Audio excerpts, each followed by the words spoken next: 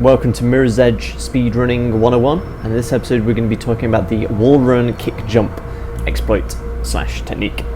And if you've seen one of the previous episodes, we talked about the wall run kick bug, and that bug is essentially if you do a wall run kick like that, at the end of the animation there will always be an invisible piece of floor underneath you, even if you're in midair.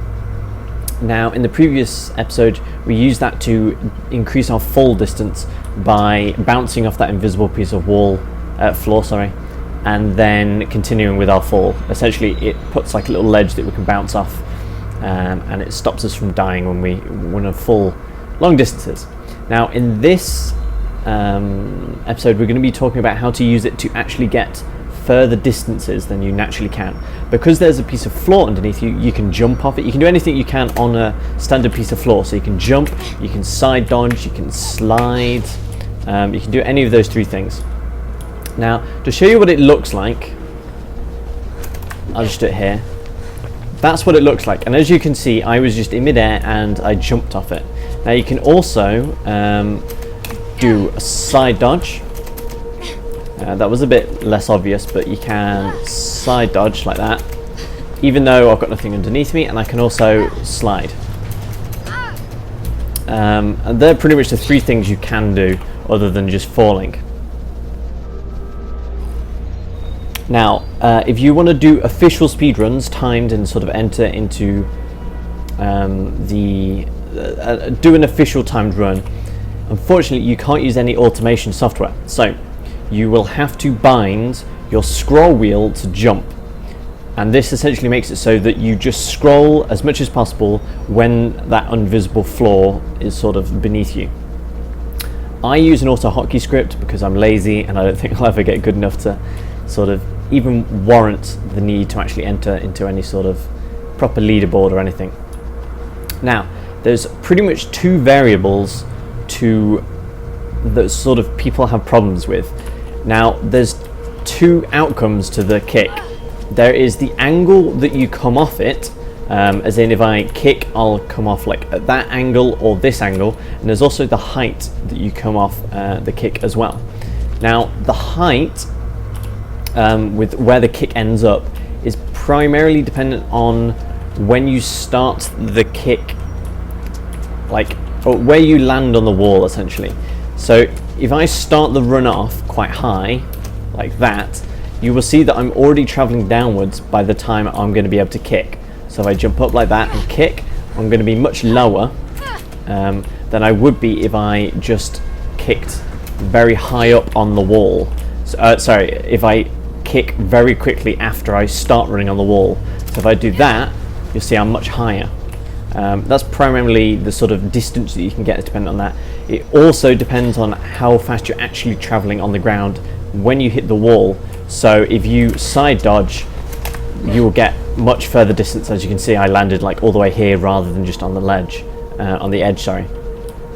Now the other thing is the angle that you come off the wall is primarily dependent on how quickly you kick as soon as you hit the wall. So if you wall run for a little bit and then kick, you will come off at a pretty significant angle like this to the left. And if you kick the instant you hit the wall, like in several frames, you'll stay pretty much straight on the wall.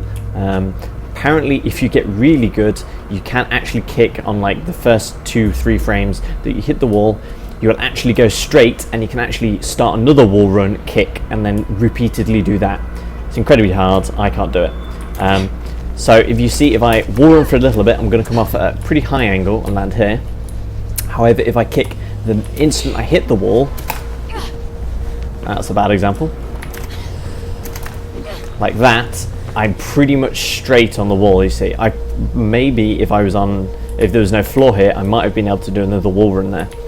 So I'll just do this again, try and do it as quick as possible. See, that was pretty good. That was pretty much straight on. Now, this technique is very useful in a lot of locations. It's also used for several sort of out of bounds and other chapter skips and things like that. So it's very worth. You have to get good at this to sort of get good times in Mirror's Edge speedrunning.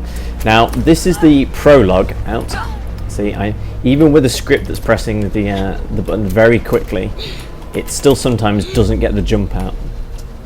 I'm not sure whether that's the script messing up or what, but this is the prologue, and it's a great place to train because there's 3 locations that you can learn to do this technique. One of the harder ones is actually this location. You have to run, instead of going up here, you have to run down here, you have to wall jump kick off that and land about here.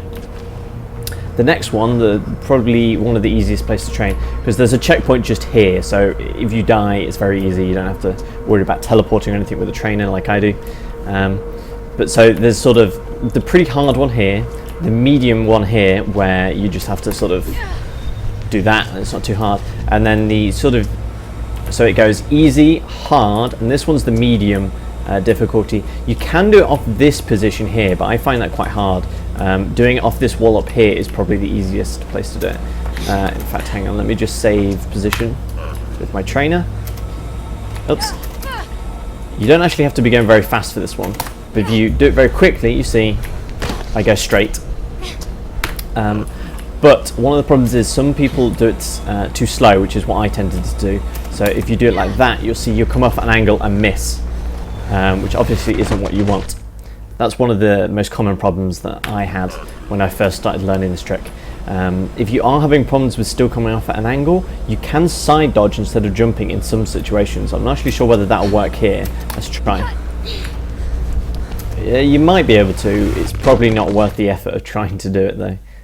Just learning to do the kick as quick as possible after you hit the wall is definitely what I'd recommend, like that.